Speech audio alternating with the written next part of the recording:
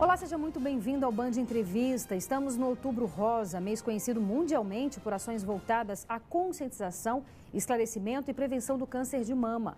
O movimento é celebrado desde os anos 90.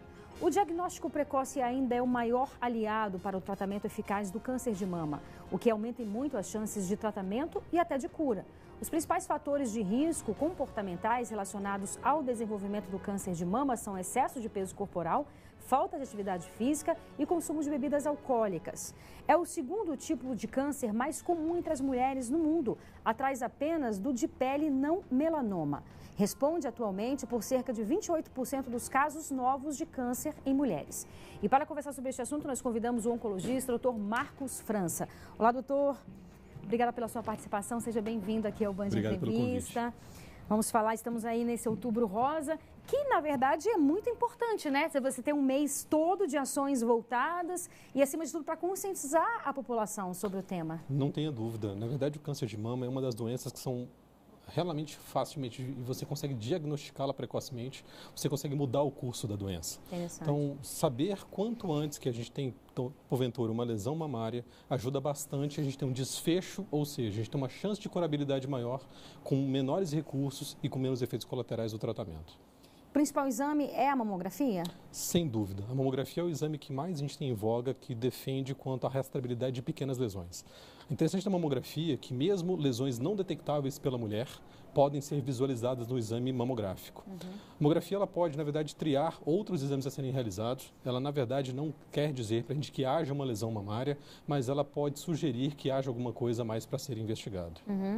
Eu li algo a respeito, eu não sei se faz muito sentido, doutor, que teve uma época em que pedia muito para que a mulher fizesse o exame de toque, né, de mama. Só que aí, hoje em dia, isso não é mais tão recomendado, e aí, obviamente, que o senhor que vai me dizer se eu estou certa ou errada, porque muitas vezes são caroços muito pequenos, a mulher não identifica e ela pensa, não, tá tudo bem, eu não estou identificando nada. Isso faz sentido? Na verdade, o que acontece? Por que a gente fala tão em voga da mamografia? Porque é um exame de rastreamento, é um exame que você consegue diagnosticar precocemente alguém para que você tenha uma intervenção e que mude o curso da doença. O autoexame da mama, que na verdade a gente menciona de exame de toque, ele é um exame que pode chamar a atenção da mulher para algum tipo de alteração. A gente sabe que, infelizmente, o acesso à mamografia não é amplo no nosso país. Então, é importante que a mulher conheça seu corpo.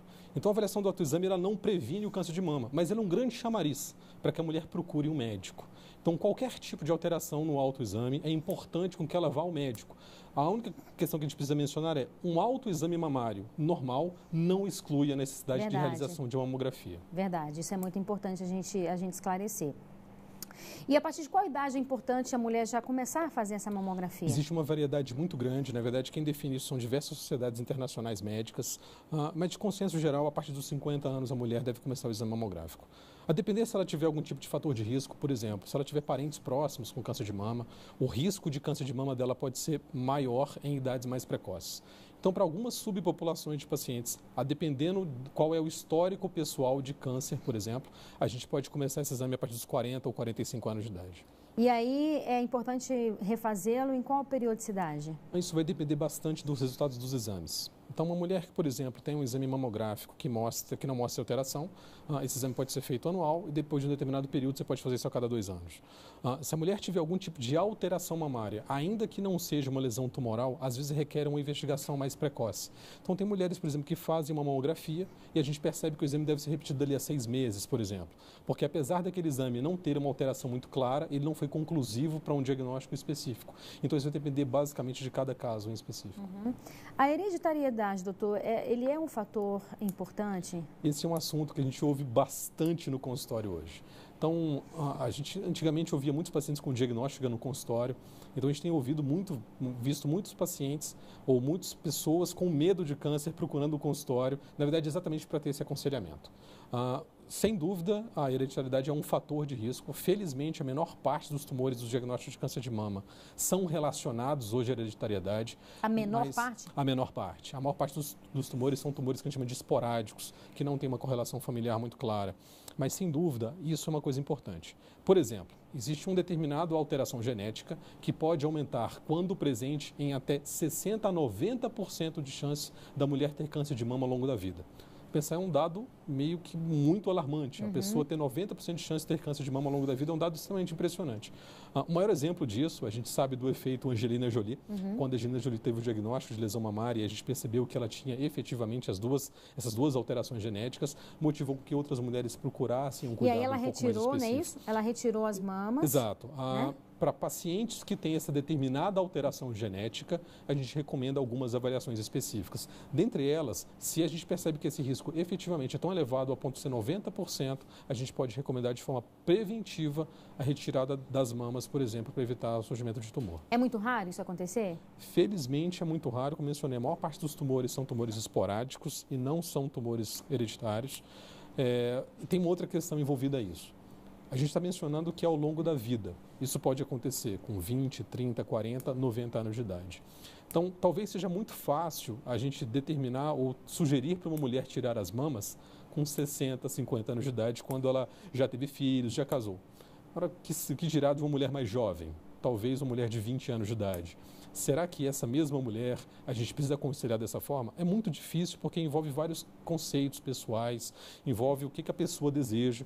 Então, o que a gente sempre faz, associado às avaliações hereditárias, Renata, a gente procura com que a mulher faça um aconselhamento também psicológico, para que a gente consiga avaliar se efetivamente ela consegue lidar com essa informação, caso a informação seja presente.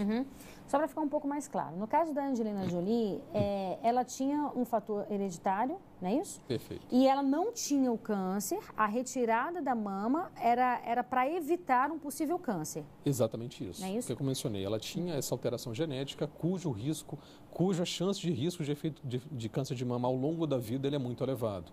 Então, você não espera a lesão aparecer. Até porque você não sabe qual vai ser a manifestação da lesão quando ela aparecer. Então, mesmo ela antes pode vir muito grave, pode vir mais leve.